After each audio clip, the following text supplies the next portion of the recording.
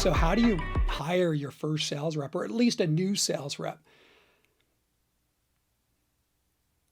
The first thing you have to do is make sure that you understand your avatar. We speak about this a lot. That's the starting point. But if you understand your avatar or your ideal client, then if it's a business to business or a B2B client, then what are the buying profiles that are within that avatar?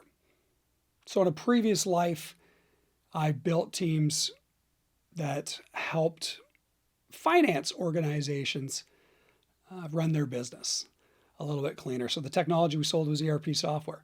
And finance was heavily involved in these evaluations.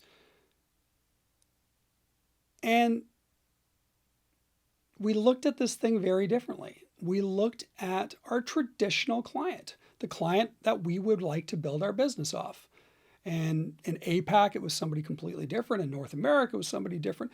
But when you get into finance, for example, there are certain liberties you can take with assumptions. And the first one is finance teams are compliant. They're very compliant.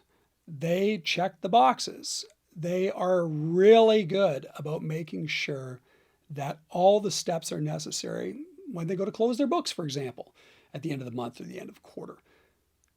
So when I was picking our sales team, or when my management team was picking our sales team, we really focused on bringing in individuals who are going to have a high level of attention to detail.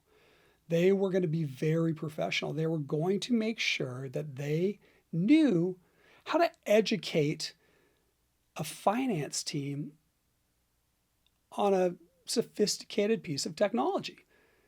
And that relied a lot around making sure that our sales presentations were focused on compliance.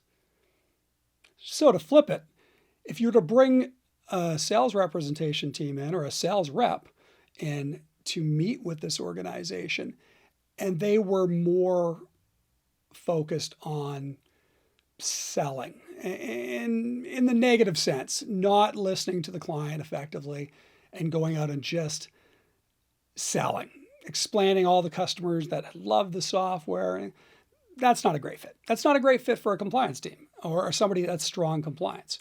If you have somebody that's more instinctual versus following the process, you're gonna look for a different profile. So really go back to your avatar, then look at your buying profiles or your dominant buying profiles within that avatar, and then match up the people that can best help that buying profile.